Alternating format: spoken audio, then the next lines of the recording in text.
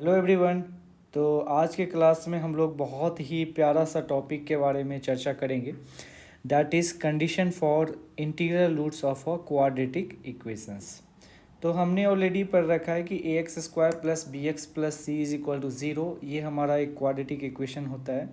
Obviously इसमें ए का value zero नहीं होता है, क्योंकि ए का वैल्यू जीरो हो जाएगा तो उस केस में क्या हो जाएगा, उस केस में यदि हम लोग बात करेंगे तो in that case it will be converted into linear equations. So generally हम लोग डिफाइन करते हैं क्वाड्रेटिक इक्वेशंस को कि A X square plus B X plus C it is equal to zero, और जहाँ पे ए का वैल्यू ज़ीरो ना हो and A comma B comma C belonging to real number. Okay, अब हमारे पास एक बड़ा ही प्यारा सा क्वेश्चंस आता है जनरली क्वेश्चन एग्ज़ाम में कि क्या कंडीशंस होना चाहिए ए बी और सी पे कि हमारा रूट्स रियल आए और इंटीग्रल रूट्स आए। ओके, तो रियल आने का तो बहुत ही सिंपल सा चीज़ है जो कि आपने 9th-10th में भी पढ़ाई किया होगा कि रूट्स यदि रियल आए दैट मीन्स डी का वैल्यू या तो ग्रेटर दैन जीरो होगा या डी का वैल्यू इक्वल टू जीरो हो जाएगा। डी क्या है? D is actually discriminant. तो इस इक्वेशंस में हमारे पास दो रूट्स होते हैं, one is alpha, another root is beta. So alpha beta का वैल्यू यदि हम लोग फाइंड आउट करें so will get actually minus B plus minus B square minus 4ac divided by 2a। ये हमारे पास पहला रिलेशन आता है। उसके बाद हमें इंटीग्रल रूट्स का कंडीशंस यदि फाइंड आउट करना होता है तो कंडीशंस हमारे पास तीन कंडीशंस होते हैं। What should be the conditions? पहला कंडीशन होना चाहिए कि ए का वैल्यू 1 हो जाए। ओके, सेकेंड कंडीशंस, ए का वैल्यू 1, क्या ए का वैल्यू 1 होना ही ज़्यादा इम्पोर्टेंट है या कोई दूसरा भी कंडीशंस हो सकते हैं? यस, यदि हम लोग बात करें ये वाला quantity that is square root of B square minus 4ac, so ये हमारा परफेक्ट स्क्वायर होना चाहिए। So second condition should be D should be perfect square. यदि डी का वैल्यू परफेक्ट स्क्वायर नहीं होगा so in that case we can't say it will be a integral roots. तो हमें इंटीग्रल रूट्स चाहिए, that means हम क्या बोल सकते हैं कि डी का वैल्यू क्या होना चाहिए? परफेक्ट स्क्वायर होना चाहिए। अब आपके मन में एक और क्वेश्चंस आ सकते हैं कि सर क्या डी का वैल्यू परफेक्ट स्क्वायर आ गया, ए का वैल्यू 1 हो गया, तो क्या ये इक्वेशंस, क्या कोई quadratic equations always integral roots देंगे क्या? यस, ये बहुत ही अच्छा क्वेश्चन है। तो इसमें देखने वाली बात क्या है कि ऊपर का जो क्वांटिटी है that is minus B plus minus square root B square minus 4ac, it is known as numerator of alpha and beta. तो ये क्वांटिटी डिविजिबल बाय 2 होना भी ज़रूरी है। तो अब देखते हैं थोड़ा सा और भी इसको पोस्टमार्टम किया जाए तो अल्फ़ा और बीटा का जो वैल्यू हमारे पास है actually that is minus B plus minus B square minus 4c divided by 2 है, क्योंकि हमने ऑलरेडी ए का वैल्यू क्या ले लिया है? 1 ले लिया है।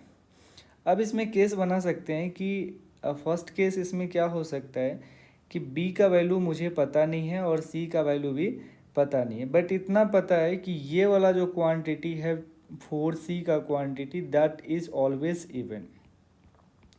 ये कैसे मुझे पता चला ऑलवेज इवन होगा? Because it is multiple of 4। So multiple of 4 कोई भी नंबर्स है तो ये मुझे पता चल गया कि ऑलवेज इवन है। अब मुझे बी के बारे में नहीं पता तो मैं इसमें दो केस बना सकता हूँ। केस वन हमारे पास क्या हो सकता है?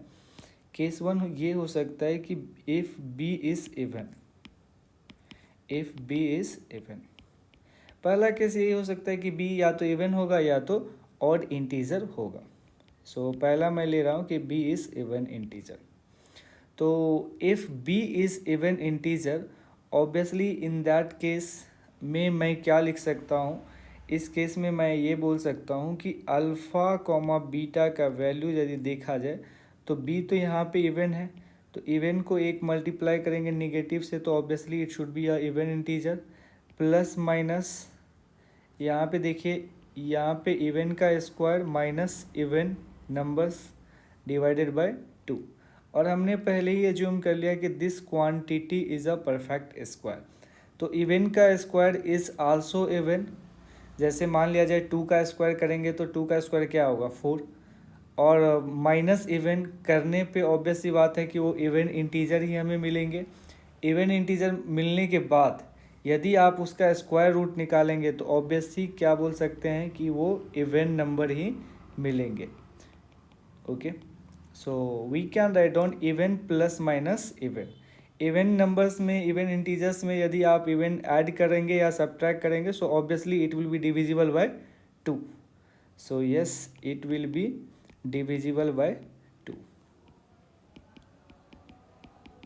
सो ये पहला कंडीशंस है कि ए का वैल्यू 1 होना चाहिए। Second condition D should be a perfect square.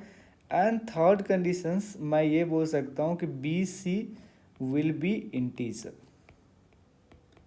हमारे पास 3 कंडीशंस होना चाहिए कि ए का वैल्यू क्या होना चाहिए 1, डी का वैल्यू क्या होना चाहिए D should be perfect square, और तीसरा कंडीशंस क्या होना चाहिए B comma C will be a integer.